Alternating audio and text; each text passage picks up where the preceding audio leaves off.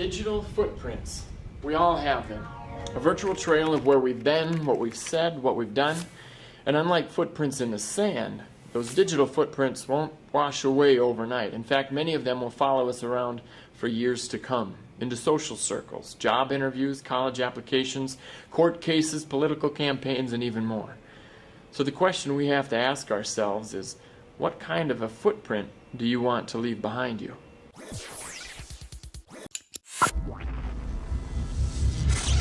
Even before you were born, there were pictures of you. Those images were stored on databases in hospitals, and your parents may have emailed the pictures to family and friends or uploaded them to a sharing website.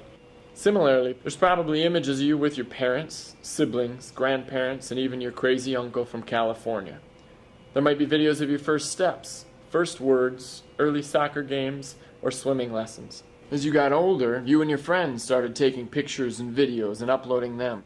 And suddenly you're all over the web, with your pets, your friends, your first car, your school, at work, on vacation, or at a party. Those photos and videos may be flattering, but many of them are not. And even so, the comments and posts that often are associated with them are not very positive. You may have friends of friends of friends of friends who are actually complete strangers continue to post what you've put up, and some of them may download your image or video and repost it to their site or take a screen capture of what you posted. And at this point, your photo or image is no longer just yours. Still, it's just been fun, right? It's just a quick picture or video from your phone.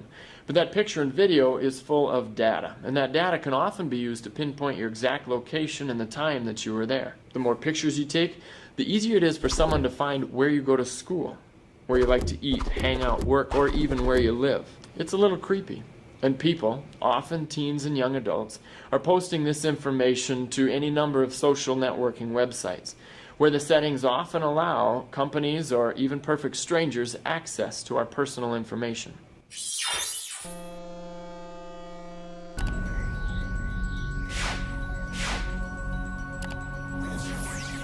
I'm Mario Reyes, and I'm an investigator with the Mendota Heights Police Department. It seems more and more with investigations, computers are tied in, social media with using Facebook, Twitter, Craigslist.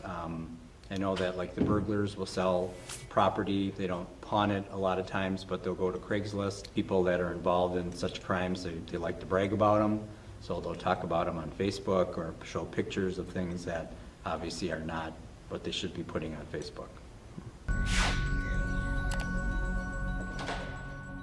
My name's Chad Wilson, and I'm an investigator with the Mendota Heights Police Department. Okay, some of the things I would say never ever put online or allow yourself to be tagged in would be like a photo of you doing anything illegal, whether it be possession of a firearm or drugs or alcohol if you're underage, photos of yourself drinking or being really wild, taking and sending naked photos of yourself or your girlfriend or usually the ex-girlfriend or boyfriend. Those possessing and sending those are both, each of those are both felony level crimes. You're distributing pornographic work with involving a minor, and that's punishable by 5 years in prison for possessing them as a crime, and sending them is also a crime. Once you put that out there, it's out there forever. And people have a tendency, or kids, and I'm not just going to say kids, but it seems even adults have a tendency where they want to brag or they want to put things out there or they want to get their message out, whatever type of message it is. And sometimes it's the wrong message. Example, people posing with weapons. If they're at schools, they're ranting and raving about they don't like the establishment or government, or they're mad at the school. It's things like that that gets put out that law enforcement looks at, gets concerned about. Talk about wrecking a job interview or enrolling in college. You've been involved in a felony investigation.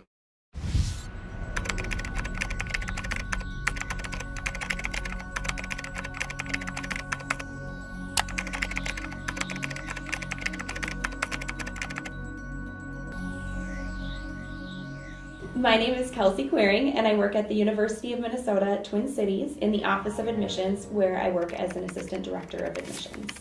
It's been a really fun thing to see social media grow over the years. We've had a lot of students who say that they were able to connect with their future classmates before they ever even arrived on campus.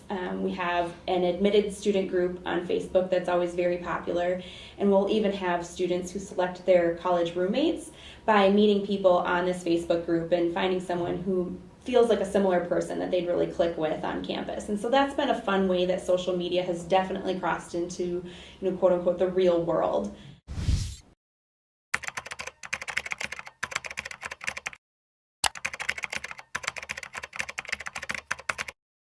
The biggest issue with social media and managing your online presence is that you cannot unring a bell. Social media posts, pictures that are taken of you and maybe tagged even by somebody else can have a long life online, and it's difficult to get them back. So it's important to be proactive about what you're doing online and careful. Hi, I'm Lisa Helminiak, and I'm the CEO of Azul 7, a human-centered design consultancy based here in the Twin Cities, and we bring ideas to life. I think the thing that's interesting about social media is that it's frankly creating one big database of information about people. There are a lot of big databases that exist about people now. We have credit scores, we have shopping habits, we have information from your doctor. There's just lots of places where people are keeping information about who you are and what you do, for their own purposes. I think one of the big things that's going to happen, and it's already happening, is that people are cross-referencing this data to create real pictures of who you are. So I can look you up in Facebook, I can find you through a number of different tools, your buying habits, what you think, the causes you give to your house, what it sold for is on there. I can then go pay for a credit score or run credit on you and basically get your credit social security number. So to me, being online and putting things online is a public space.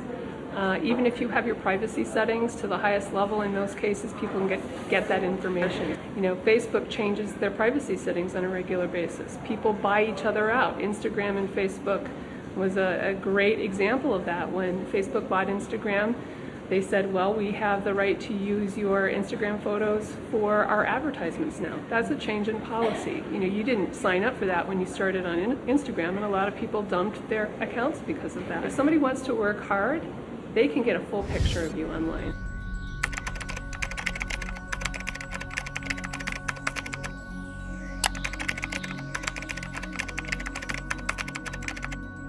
To have conversations back and forth, just understand that everyone has access to that. So if there's no privacy, how do you use it in a positive way? We want people who are thoughtful. We want to hire people who are smart and who have ideas and opinions. I think, again, how do you put it out there? Is it in a positive way, or is it in a negative? A knee-jerk reaction might be to withdraw from the digital world, but that can be almost as detrimental as having a negative digital footprint. We each need to develop a strong, positive, and professional portfolio. That way, when someone does an internet search for you, the information that comes back to them increases your marketability and reveals a responsible and respectful personal life. The good news is that there are a number of things you can do to help manage your digital footprint. The first, of course, is to make good decisions. One incriminating photo or video or post that involves a bad decision or involves cyberbullying can impact you for years. The next thing you can do is clean up what's already out there. Delete unsavory social media posts, which might include those that you've got on Facebook or Twitter. Remove photos that you've posted that maybe employers or schools might perceive as being too careless, too crazy, or too cruel. There may also be photos, videos, or other posts that you've been tagged in by friends or family members. Make it clear to your social circles that you'd rather not appear in any unsavory shots or be mentioned in any destructive comments or posts. If there are any specific posts you're concerned with, ask that individual to remove it. Though they may not be obligated to do so, many of your real friends would understand your concerns and would agree to do so. Next up, build a positive digital footprint, and that just means posting regularly about positive professional topics that interest you, so that those are the items and images that start to show up when someone searches for you.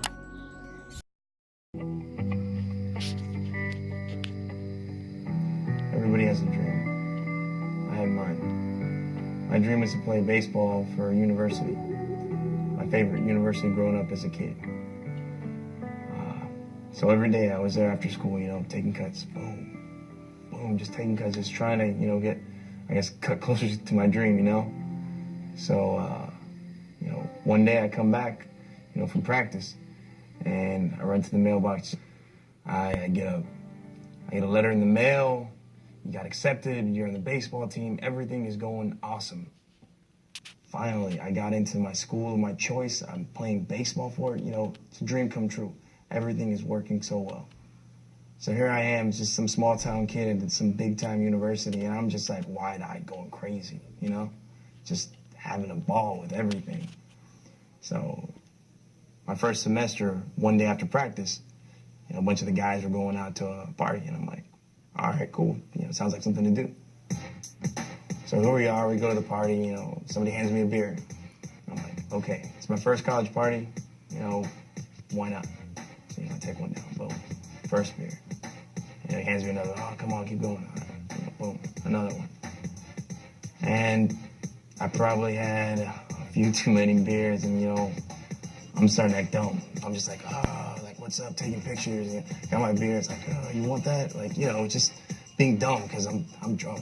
I'm starting to act crazy, you know. So a buddy of mine's walking around with his camera phone, just taking pictures of everybody acting dumb, and then here he goes. He gets a picture, snaps it. I got a beer in my hand. So a few days later, I find out this picture's on the internet, and everyone's seen it. Everyone sees it. You know, baseball friends, my coach. I mean, I don't even think my mom saw it. So here I am, everything taken away, just like that. Scholarship, gone. Baseball, gone. School, gone. My dream, gone. All because of some picture on a camera phone. Everything I worked for, every day after school, gone.